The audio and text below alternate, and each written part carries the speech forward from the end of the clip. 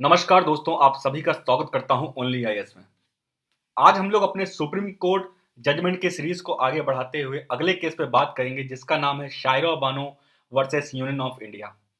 इसका जजमेंट 2017 में आया और सुप्रीम कोर्ट ने बोला कि जो इंस्टेंट ट्रिपल तलाक है वो अनकॉन्स्टिट्यूशनल है, इलीगल है और इसको बैन किया जाए और इसके लिए कुछ बिल बनाया जाए पार्लियामेंट के द्वारा। देखिए, इन सब से पहले हम लोग कुछ बेसिक्स को जानेंगे, बैकग्राउंड को जानेंगे कि मुस्लिम लॉ के अंदर तलाक का प्रोसीजर क्या होता है, सो डैट आपको इजीली समझ आए कि ये केस है क्या। देखिए, जो मुस्लिम लॉ के अंदर जो मुस्लिम के पर्सनल लॉ होता है उसके अंदर दो तरह के तलाक होते हैं। जो हस्बैंड्स को एक राइट मिला है तलाक देने का, एक होता है तलाक ए सुन्नत, दूसरा होता है तलाक ए बिद्दत। ठीक है, तलाक ए सुन्नत, तलाक ए बिद्दत। अब तलाक ए सुन्नत के अंदर भी दो टाइप के होते हैं। एक होता है तलाक ए अहसन और एक होता है तलाक ए हसन। ठीक है, तलाक ए अहसन जो होता है उसके अंदर जो हस्बैंड होगा वो एक बार सिर्फ तलाक बोलेगा और टोटल 3 मंथ के लिए, मतलब कि 90 डेज के लिए वेट करेंगे। और दोनों पार्टी में, मतलब कि दोनों जो पति पत्नी हैं, दोनों के बीच में अगर सहमति बनती है कि ये साथ रह सकते हैं तो इस शादी को दोबारा से शुरुआत की जा सकती है, इसको रिवोक किया जा सकता है। ठीक है, तलाक ए आहसन में 90 डेज का वक्त होता है जिसमें कि एक बार हस्बैंड तलाक बोलता है और उसके पहले अगर समझौता हो जाता है, सेटलमेंट हो जाती है, तो उस शादी को दोबारा रिवोक कर सकते हैं। अब जो ये तलाक ए हसन है, ठीक है, तलाक ए हसन, इसके अंदर 3 बार तलाक बोलते हैं। बट ये जो 3 बार तलाक बोलते हैं ये एक बार में नहीं बोलना होता है, ये इसमें भी 3 मंथ का टाइम होता है। तो जो 3 बार तलाक बोलना है वो पहले मंथ में एक बार तलाक बोलेंगे, फिर दूसरे मंथ में एक बार तलाक बोलेंगे, फिर तीसरे मंथ में एक बार तलाक बोलेंगे। अब इन 3 मंथ जो 90 डेज का पीरियड है, इस 90 डेज के अंदर अगर दोनों में सेटलमेंट हो जाता है तो इनकी शादी, इनके मैरिज को दोबारा रिवोक किया जा सकता है। ठीक है, मैंने आपको बता दिया तलाक सुन्नत में दो तरह के होते हैं, तलाक अहसन, तलाक हसन। ठीक है, दोनों का डिफरेंस बता दिया। अब जो मेन है तलाक ए बिद्दत, इसको लेके मेन कंट्रोवर्सी है। और ये जो आपका तलाक सुन्नत है ये एक बहुत पुराना प्रैक्टिस है और बहुत पुराना ट्रेडिशनली फॉलो हो रहा है। बट ये जो तलाक बिद्दत है ये एक इनोवेशन है, नया, सोसाइटी के द्वारा ये खुद का बनाया हुआ नया है, अभी मॉडर्न तरीके से इसको बनाया गया है। ठीक है, इसमें क्या होता है, इंस्टेंट तलाक होता है, ये एक बार में ही 3 बार तलाक बोल देना। ठीक है, मतलब कि मुझे गुस्सा आया और मेरा मन नहीं मेरे वाइफ के साथ रहने का, तो मैंने बोल दिया तलाक तलाक तलाक। चाहे वो व्हाट्सएप के थ्रू हो, चाहे मेल के थ्रू हो, चाहे फोन के थ्रू हो, जिस तरह से प्रैक्टिकली इसको फॉलो किया गया है, जो न्यूज में बताया गया है, मैं उसके अकॉर्डिंग बता रहा हूँ। बट इसका जो प्रैक्टिस होता है तलाक बिद्दत का यही होता है कि इसको एक बार में 3 बार बोल दीजिए। इसमें कोई 90 डेज का पीरियड नहीं है, इंस्टेंटली तुरंत बोल दें, कोई समय देगा ही नहीं अपनी वाइफ को और ना ही अपने आप को कि उस चीज को समझा जाए, बैठा जाए, सेटलमेंट किया जाए। अब कोई डिसीजन इतना जल्दी तो नहीं लिया जाता ना, खासकर वैवाहिक जीवन, उसमें तो थोड़ा सोच समझ के हमें लेना होता है। ठीक है, तो अभी हमको क्या देखने को मिल रहा है, जो तलाक सुन्नत है वो इससे ज्यादा बेटर है। कम से कम उसमें 90 डेज का समय दिया जा रहा है कि आप बैठ के आपस में सोचिए समझिए। ओके, और तलाक बिद्दत में इंस्टेंट तलाक है। ठीक है, अब इतना हम लोग समझ लिए। अब हुआ क्या था, जो शायरा बानो थी उनके पति थे रिजवान अहमद और इन लोग की शादी को लगभग 15 साल हो गए थे। तो रिजवान अहमद ने इनको ट्रिपल तलाक दे दिया, इंस्टेंट तलाक दे दिया, तलाक तलाक तलाक। अब इसी को लेके कोर्ट में इन्होंने चैलेंज किया, शायरा बानो ने, सुप्रीम कोर्ट में। ठीक है, इन्होंने कोर्ट में यह चैलेंज किया कि जो तलाक बिद्दत है ये अनकॉन्स्टिट्यूशनल है, इसको आप इलीगल घोषित कीजिए, इसको आप रद्द कीजिए। और जो निकाह हलाला है इसको भी अनकॉन्स्टिट्यूशनल कीजिए आप। अब निकाह हलाला क्या होता है ये आपको बता देता हूं। देखिए, निकाह हलाला में अगर एक बार तलाक हो गया आपके वाइफ के साथ, तो अगर उन वाइफ को वापस आपके लाइफ में आना है, वैवाहिक जीवन में आना है, तो उनको सेकेंड मैरिज करनी होगी। और सेकेंड मैरिज करके जो भी मैरिज का पूरा प्रोसीजर होता है, जो भी प्रोसीजर होता है, प्रोसीजर में जो भी आता है, ठीक है, हर चीज को इतना डीप बता नहीं सकता मैं यहाँ, तो जो भी प्रोसीजर होता है उसको अगर फॉलो करके वापस उस मैरिज को तोड़ के अपने पुराने वाले पति के पास आती हैं तो ही एक्सेप्ट होगा। ठीक है, निकाह हलाला क्या है? सेकंड मैरिज उनको करनी पड़ेगी, उसका पूरा प्रोसीजर फॉलो करना पड़ेगा, और जब वो प्रोसीजर पूरा फॉलो हो जाएगा तब उस शादी को तोड़ के उनको अपने पुराने शादी में आने का परमिशन मिलेगा। तीसरा इन्होंने बोला पॉलीगेमी को बैन किया जाए। पॉलीगेमी क्या है कि मुस्लिमों को ये अलाउड है कि एक से ज्यादा से शादी कर सकते हैं मुस्लिम मैन। तो इन तीनों को लेकर इन्होंने चैलेंज किया कोर्ट में कि तलाक के बिद्दत को, निकाह हलाला को, पॉलीगेमी को, इन तीनों को बैन किया जाए और इसको अनकॉन्स्टिट्यूशनल कहा जाए। अब इसमें इशू क्या फंस रहा था, कॉन्स्टिट्यूशनल इशू क्या फंस रहा था? क्या ट्रिपल तलाक एक एसेंशियल रिलीजियस प्रैक्टिस है? मतलब कि आर्टिकल 25 में आपको फ्रीडम मिला है कि आप अपने रिलीजन को प्रैक्टिस कर सकते हैं। ठीक है, आपका ये फंडामेंटल राइट है कि आप अपने रिलीजन को प्रैक्टिस कर सकते हैं, प्रोफेस कर सकते हैं, प्रोपोगेट कर सकते हैं। तो क्या ये एसेंशियल रिलीजियस प्रैक्टिस कंसिडर किया जाएगा आर्टिकल 25 के अंदर में? ये क्वेश्चन उठा। दूसरा ये हुआ कि जो ट्रिपल तलाक है क्या वो फंडामेंटल राइट को वायलेट कर रहा है? ठीक है, अब जो जजमेंट होना था, बेसिकली हुआ क्या, सुप्रीम कोर्ट के पास जब केस गया ये, तो उन्होंने ये क्वेश्चन पूछा रिस्पोंडेंट से। जो रिस्पोंडेंट थे, रिस्पोंडेंट में कई सारे लोग थे। एक तो रिजवान अहमद थे जो उनके पति थे, अलग अलग मिनिस्ट्री थी, जैसे लॉ मिनिस्ट्री हो गई, वुमेन मिनिस्ट्री हो गई, और all India Muslim personal board भी था। तो जब इनसे क्वेश्चन पूछा गया तो ऑल इंडिया मुस्लिम बोर्ड ने क्या बोला? मुस्लिम बोर्ड ने बोला कि जो ये तीनों प्रैक्टिसेस हैं, जो तीनों लॉ हैं, जो भी आपको बताया मैंने, तलाके बिद्दत, पॉलीगेमी और निकाह हलाला, ठीक है, ये सारे हमारे पर्सनल लॉज हैं और इसमें आपको इंटरफेयर नहीं करना चाहिए, कोर्ट को इंटरफेयर नहीं करना चाहिए। ये सुप्रीम कोर्ट के जुरिसडिक्शन से बाहर है, इसमें सुप्रीम कोर्ट इंटरफेयर नहीं कर सकती। ये हमारा पर्सनल लॉ है, हमारे जो मुस्लिम रिलीजन है, जो हमारा पर्सनल लॉ है। मुस्लिम बोर्ड कह रही थी कि हमारा पर्सनल लॉ है, इसमें सुप्रीम कोर्ट का कोई भी जुरिसडिक्शन नहीं है, क्योंकि आर्टिकल 13 में बोला गया है अगर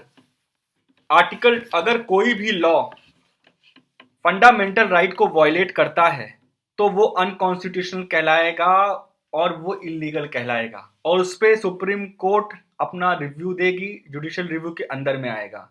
ठीक है, अब जैसे कि मैंने आपको पहले भी बताया है कि आर्टिकल 13 में लॉ की डिफिनेशन दी गई है कि लॉ किस किस को कंसिडर हम करेंगे। ठीक है, अब एक बार मैं आपको फिर बता देता हूं। आर्टिकल 13 के अंदर लॉ हम पार्लियामेंट के द्वारा जो लॉ बनाए गए होंगे उनको कंसिडर करेंगे एज अ लॉ। ठीक है, स्टेट लेजिस्लेचर के द्वारा जो लॉ बनाए गए होंगे उनको हम कंसिडर करेंगे लॉ। प्रेसिडेंट के द्वारा जो ऑर्डिनेंस पास किए गए होंगे या गवर्नर्स के द्वारा जो ऑर्डिनेंस पास किए गए होंगे, स्टेट गवर्नर्स के द्वारा, उसको हम एज अ लॉ कंसिडर करेंगे। या कोई स्टैट्यूटरी इंस्ट्रूमेंट होगा जो कि अपना एक ऑर्डर पास करता है या बाय लॉ पास करता है, रूल रेगुलेशन नोटिफिकेशन जारी करता है, उसको हम एज अ लॉ कंसिडर करेंगे। तो यही मुस्लिम बोर्ड ने बोला कि हमारा जो लॉ है वो आर्टिकल 13 के तहत तो होता ही नहीं है, फुलफिल करता ही नहीं है, वो आर्टिकल 13 के लॉ के उसमें अंडर आता ही नहीं है, तो आप इसमें इंटरफेयर नहीं कर सकते हैं। हालांकि जो पिटिशनर थे उन्होंने आर्टिकल 13 को लेकर नहीं चैलेंज किया था, बट इन्होंने मुस्लिम बोर्ड का ये कहना था, तो इसलिए आप इस चीज में इंटरफेयर नहीं कर सकते हैं। ठीक है, अब इसके बाद जो रिस्पोंडेंट थे उन्होंने तो अपनी बात बोल दी। अब जो पिटिशनर के एडवोकेट थी, जो सपोर्ट कर रही थी उनको, उन्होंने बोला कि आर्टिकल 13 के तहत हम इनके मुस्लिम लॉ को एज अ लॉ कंसिडर कर सकते हैं, क्योंकि जो इनका मुस्लिम लॉ है, इनका जो पर्सनल लॉ है, वो एक कोडिफाइड लॉ है और statutory as a statutory law उसको हम कंसिडर कर सकते हैं। और जो स्टैट्यूटरी लॉ है उसको हम आर्टिकल 13 में डिफाइन किए हैं कि वो लॉ के अंडर में आता है, तो हम इनके जो मुस्लिम लॉ है उसको हम as a statutory law consider कर सकते हैं, क्योंकि वो एक कोडिफाइड लॉ है। तब सुप्रीम कोर्ट ने इसी बेसिस पे इस केस को इंटरटेन किया और जो उनका चैलेंज था शायरा बानो का, उसको एक्सेप्ट किया। अब दूसरा क्वेश्चन ये भी उठा, जैसे मैंने आपको बताया कि एसेंशियल रिलीजियस प्रैक्टिस है कि नहीं, क्योंकि अगर एसेंशियल रिलीजियस प्रैक्टिस प्रूव होगा, मतलब कि अगर प्रूव हो पाया तो इसमें सुप्रीम कोर्ट कुछ भी नहीं कर सकती है, क्योंकि आर्टिकल 25 में साफ साफ लिखा है कि रिलीजियस प्रैक्टिस करना उनका फंडामेंटल राइट है। अब इसी पे पूरी सुनवाई होगी, इसी का पूरा एनालिसिस होगा। तो सुप्रीम कोर्ट का ये जजमेंट आया, जो ये इंस्टेंट तलाक है, ट्रिपल तलाक, ये किसी भी तरह का रिलीजियस प्रैक्टिस नहीं माना जाएगा। ठीक है, मतलब कि एसेंशियल रिलीजियस प्रैक्टिस में नहीं इसको कंसीडर करेंगे। अब एसेंशियल रिलीजियस प्रैक्टिस का मतलब क्या होता है कि अगर आपका एक, मतलब मान लीजिए आपका एक रिलीजियस प्रैक्टिस है जिसमें से हम एक अहम राइट छीन लें, आपका बहुत इंपॉर्टेंट राइट, जिसके बिना आप रिलीजियस प्रैक्टिस, रिलीजन को अपने प्रैक्टिस कर ही नहीं सकते हैं। ठीक है, तो उसे हम एसेंशियल रिलीजियस प्रैक्टिस कहेंगे। अब एसेंशियल रिलीजियस प्रैक्टिस का मतलब ये नहीं है कि आप कहेंगे कि रोड के बीचों बीच सड़क पे मंदिर बना के ही मुझे पूजा करनी है, तो आप कहेंगे ये आपका एसेंशियल रिलीजियस प्रैक्टिस है, मतलब रैशनैलिटी होनी चाहिए। आप कहेंगे जगह मंदिर है वहां जाके मुझे मुझे अलाउ कीजिए, वहां मैं प्रैक्टिस कर सकूं अपने रिलीजन को, अपने रिलीजियस प्रैक्टिस को। ठीक है, वो आपको मानेंगे कि वो एसेंशियल रिलीजियस प्रैक्टिस है, बट सड़क के बीच में आप कह देंगे तो उसको हम नहीं मानेंगे। तो यही होता है एसेंशियल रिलीजियस प्रैक्टिस।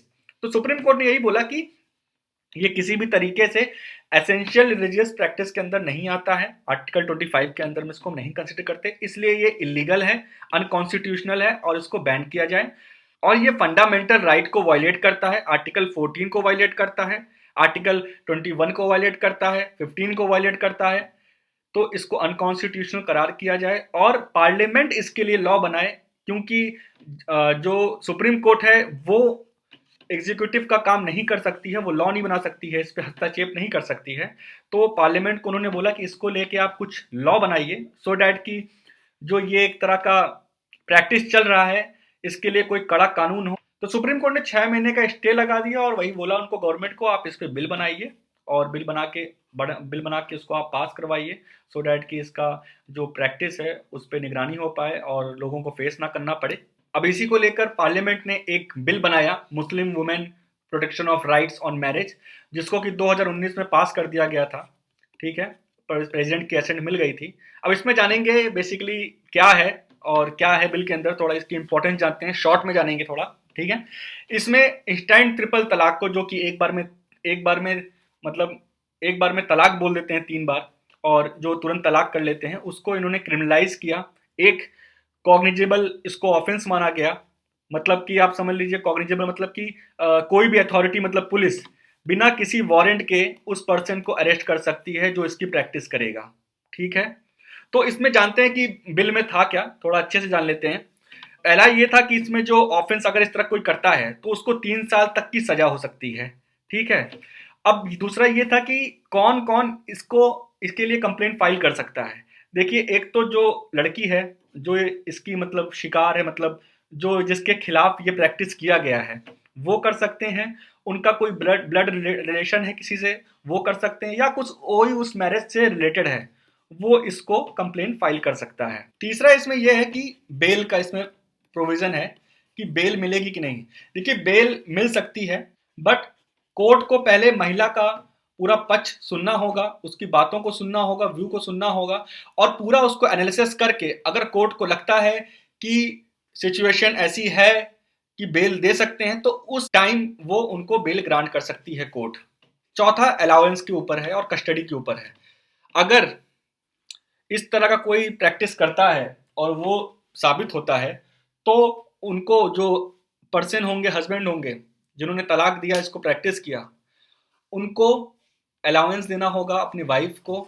और जो वाइफ है वो मांग सकती है, उनका राइट है, अलाउंस मांग सकती हैं अपने लिए और अपने बच्चे के लिए।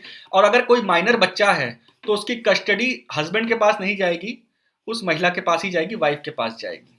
ठीक है, तो बेसिकली हमने जजमेंट में देखा कि ट्रिपल तलाक को एक लैंडमार्क जजमेंट था, जिसमें कि इन्होंने अनकॉन्स्टिट्यूशनल घोषित कर दिया सुप्रीम कोर्ट ने, और इसके लिए बिल भी जारी हो गया पार्लियामेंट के द्वारा, इसको पास भी कर दिया गया, और काफ़ी लैंडमार्क जजमेंट था, काफ़ी अच्छा इनिशिएटिव और स्टेप था गवर्नमेंट के द्वारा भी और सुप्रीम कोर्ट के द्वारा। और ये फ्रीडम ऑफ रिलीजन से रिलेटेड हमारा केस था, और जिसमें कि आपने देखा कि सुप्रीम कोर्ट ने इसको अनकॉन्स्टिट्यूशनल घोषित कर दिया था।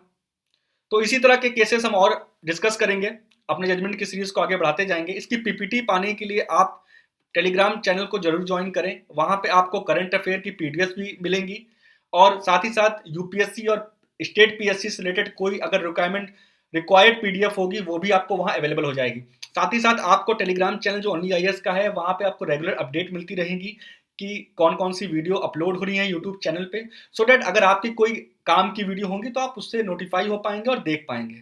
सो अगले जजमेंट पे हम मिलते हैं और अच्छे से बात करते हैं उस बारे में। तब तक के लिए नमस्कार।